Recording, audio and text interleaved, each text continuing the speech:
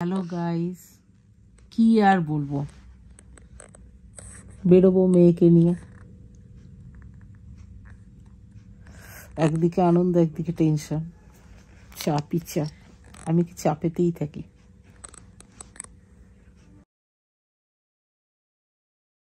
Hello guys, কি আর বলবো, টান টান উত্তেজনা। কালকে টিকিট কাটতে যাবো, মেয়ে আর আমার। মেয়েকে নিয়ে বেরোবো, আমি ঘুরতে যাবো।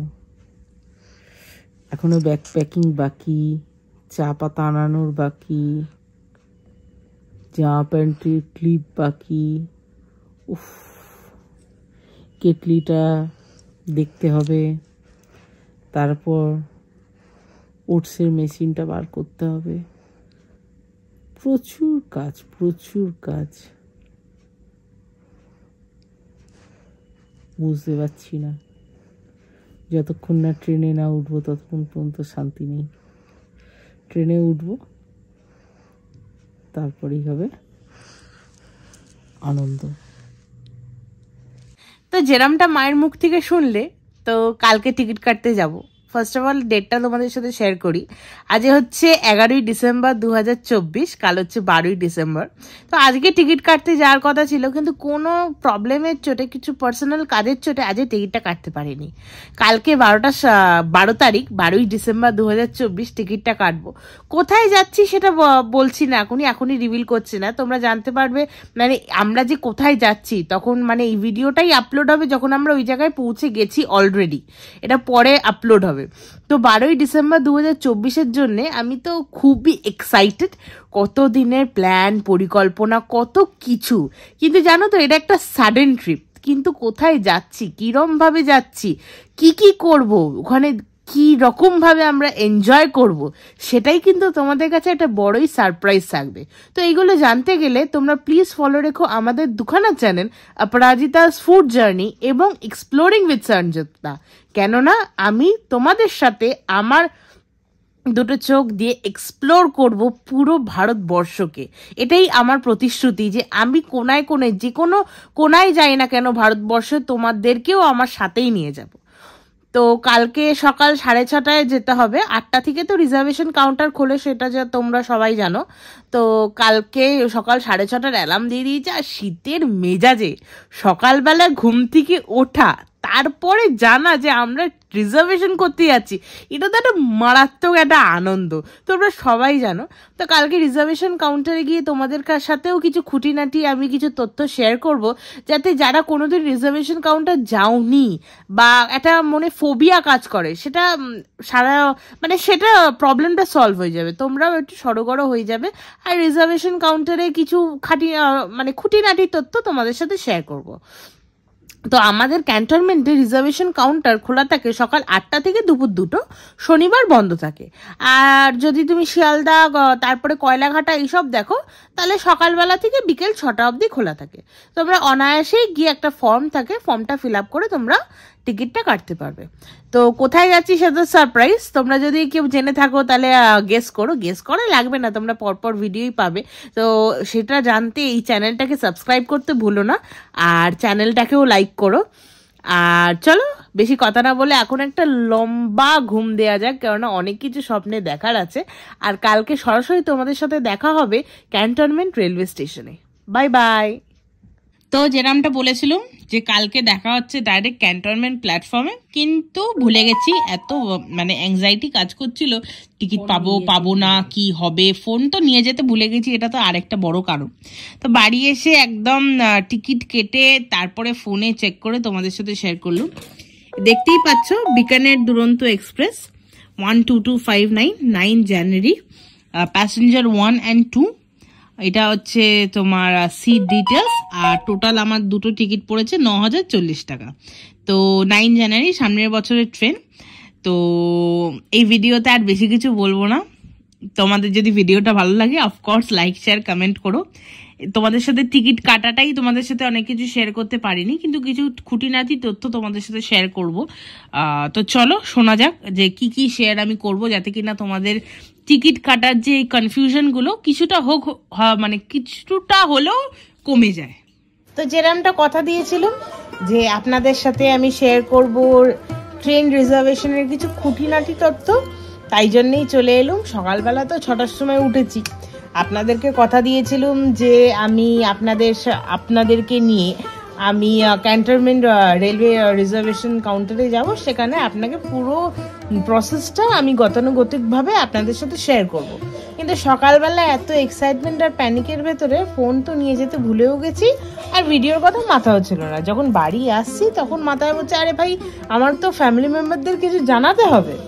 তো যাই হোক, কিছুক্ষণ পর আপনারা একটা ফর্ম দেখতে পাবেন এই দিকটায় আপনাদের স্ক্রিনে, সেটা হচ্ছে ট্রেন রিজার্ভেশন আর রেলওয়ে রিজার্ভেশনের ফর্ম। এই ফর্মটা আপনি অনলাইনেও পেতে পারেন বা আপনাদের নিয়ার বাই যে কোনো রিজার্ভেশন কাউন্টারে গিয়ে ওখানকার অফিসারকে আপনাকে বলতে হবে যে আপনাকে একটা ফর্ম প্রোভাইড করার জন্য। ফর্মে বেশি কিছুই লেখার নেই, যেটা লেখার আছে সেটা আপনি জায়গায় দেখতে পাচ্ছেন ট্রেন ডিটেলস বলে। ওখানে ট্রেন নাম্বার, ট্রেনের নাম, কি মানে 2 টায়ার 3 টায়ার ফার্স্ট ক্লাস, কি টায়ারে আপনি যেতে চান, কোন ক্লাসে আপনি যেতে চান, আপনার নাম। তারপরে দ্বিতীয়তে আপনি দেখতে পাবেন এখানে বেশ বাক্স বাক্স করে অনেকগুলো কলমস আর রোজ দেওয়া আছে। ওখানে আপনাদের নাম, বয়স, ন্যাশনালিটি, আপনাদের বার্থ বলতে সিট প্রেফারেন্স। যেরকম 3 টায়ারে আপনাদের সিট আছে আপার, মিডিল, লোয়ার, সাইড আপার।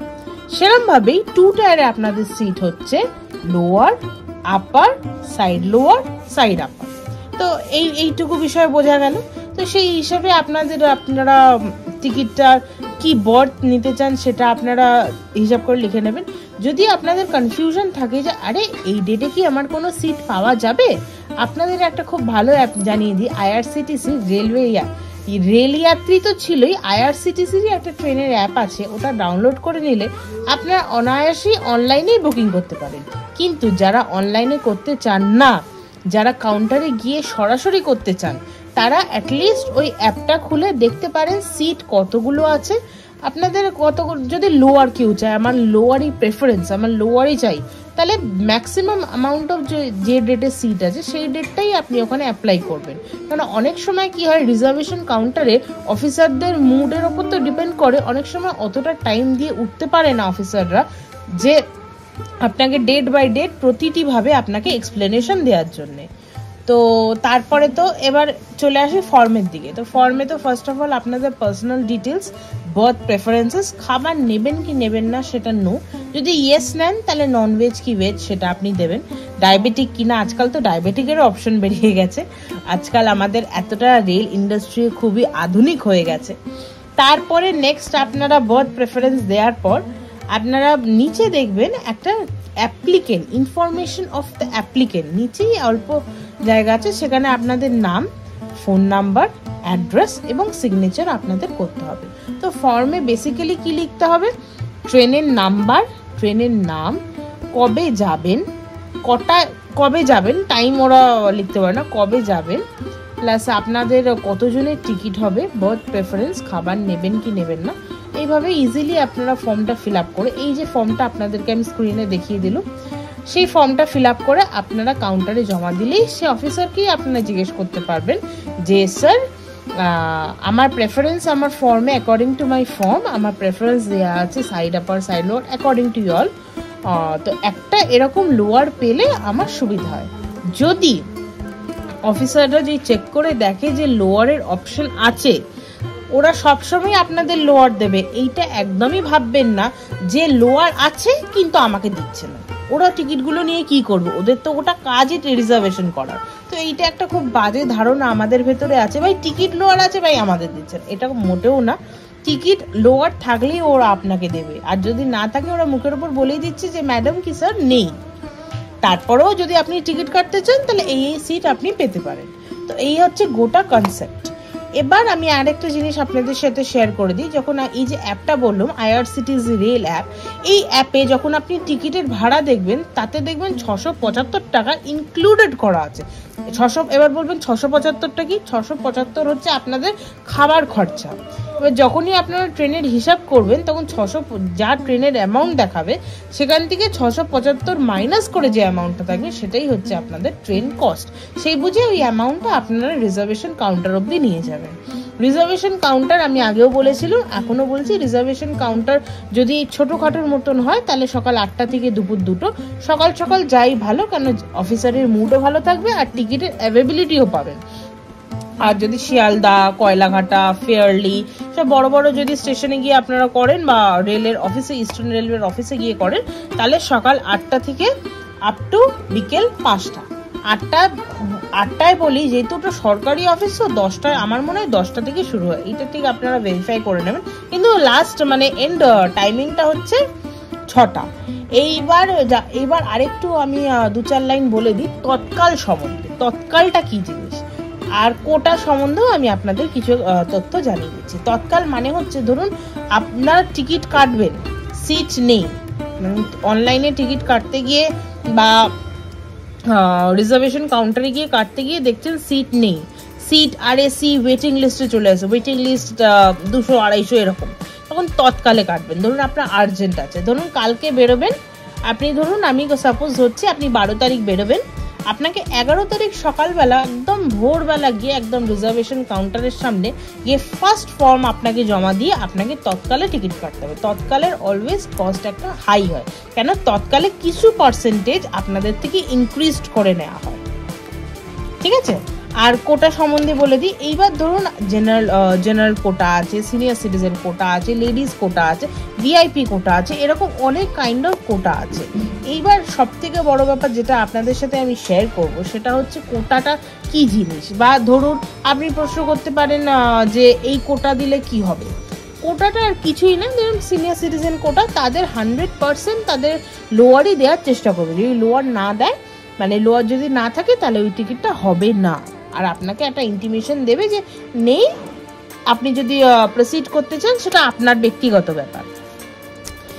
এইবার ধরুন আপনি টিকিট কাটছেন, আপনি, আপনার সন্তান এবং আপনার বাবা, সেই ক্ষেত্রে কিন্তু সিনিয়র সিটিজেন কোটা কাজ করবে না। সিনিয়র সিটিজেন কোটা মানেটা হচ্ছে যে যখন টিকিটটা কাটবেন যতগুলো নাম অ্যাপ্লিকেন্ট আছে সেটা কিন্তু 60-এর ওপরে হতে হবে, তবেই হবে সিনিয়র সিটিজেন কোটা। এইটা খুব ভালো করে বুঝুন, ঠিক আছে। এইবার যদি আপনারা বয়স দেন 20, 30, 60, তাহলে কিন্তু ওটা জেনারেল কোটাতেই যাবে, ওটা সিনিয়র সিটিজেন কোটা। এবার যদি আপনি বলেন ঠিক আছে তাহলে আমি 30, আমার আর আমার মেয়ের আমি একটা লেডিস কোটায় কাটবো আর বাবারটা আমি সিনিয়র সিটিজেন কোটায় কাটবো, সেক্ষেত্রে কিন্তু ঠিক একই জায়গায় একই বগিতে আপনার আর আপনার বাবার সাথে একই বগিতে পড়বে, এর কিন্তু কোনো মানে নেই, কেননা টিকিটটা তখন দুটো আলাদা আইডেন্টিটিতে হয়ে যাচ্ছে। আর একসাথে যদি হয় তাহলে রেল কর্তৃপক্ষও জানে একসাথে দেয়া মানে যে এটা একটা ফ্যামিলি বা এটা একটা লিস্ট। কথাটা আশা করি আপনাদের সবাইকে আমি বোঝাতে পারলাম। এই কিছু কিছু খুঁটিনাটি তথ্য নিয়ে এই ভিডিওটা আপনাদের একটু বড় করলাম, যাতে কিছু ইনফরমেশন আপনাদের সাথে আমি সরাসরি দিতে পারি। সকাল থেকে চান পান করে ব্রেকফাস্ট খেয়ে এই আপনাদের সাথে কিছুটা কথা বলার টাইম পেলাম। কবে ডেটের টিকিট কেটেছি সেটা আমি এখনই বলে দিচ্ছি। ইটস 9th of January, বিকেল 5টার ট্রেন, শিয়ালদা দুরন্ত বিকানের এক্সপ্রেস 12259, শিয়ালদা বিকানের দুরন্ত এক্সপ্রেস, বিকেল 5টার গাড়ি শিয়ালদা থেকে ছাড়বে বিকানের অবধি। এবার এই ভিডিওটা যখন আপনারা পাবেন, আমি যখন আপলোড করব তখন অলরেডি হয়তো আমি বিকানেরে চলে গেছি বা পৌঁছে গেছি। তো আজকের ভিডিওটা এই অবধিই থাকলো। যদি কিছু আলাদা কোনো আপনাদের ডাউট থাকে যে টিকিট আমরা কিভাবে কাটবো বা আরও যদি টিকিট সম্পর্কে অন্য যদি কোনো ডাউট থাকে তাহলে কমেন্ট সেকশনে আর আপনারা জানাবেন, আমি রিপ্লাই করে দেবো। আর যদি কমেন্ট সেকশনে আপনারা ফিল ফ্রি না হন তাহলে আমাদের জিমেল আইডিও দেওয়া আছে চ্যানেলে, সেটাই আপনারা গিয়ে ওখানে আপনাদের কোয়েরিজগুলো লিখে দেবেন। আমি চেষ্টা করব যত তাড়াতাড়ি পারি আমি আপনাদের কোয়েরিজগুলোকে আনসার দেওয়া। তো এই যে ট্রিপটায় আমরা বেরোচ্ছি, এই যে পার্টগুলো পরপর বেরোবে, এগুলো কিন্তু খুবই ইন্টারেস্টিং হতে চলেছে। তো এই ট্রিপটা কিন্তু প্রত্যেকবারের মতন অতটা কমন হবে না, আনকমন ট্রিপ। অফবিট যাচ্ছি কিন্তু খুব মজা লাগবে। তো আমাদের সাথে থাকুন, পাশে থাকুন এবং এনজয় করুন আমাদের চ্যানেলের ভিডিও অপরাজিতাস ফুড জার্নি এবং এক্সপ্লোরিং উইথ সংযুক্তা। যদি আমাদের ভিডিওগুলো ভালো লেগে থাকে তাহলে অবশ্যই কি করবেন আপনারা জানেন, একটা লাইক, একটা কমেন্ট, একটা শেয়ার এবং চ্যানেলটাকে সাবস্ক্রাইব করবেন। আর অবশ্যই বেল আইকনটাকে প্রেস করবেন, তাতে যখনই কোনো আমি ভিডিও দেব ইনস্ট্যান্ট নোটিফিকেশন আপনাদের কাছে পৌঁছে যাবে। তো আজকের মতন আজকে এইখানেই ভিডিওটা এন্ড করলাম। আর যদি প্রশ্ন থাকে আপনারা তো জানেন কি করতে হবে। আর দেখা হবে নেক্সট ভিডিওতে। টাটা।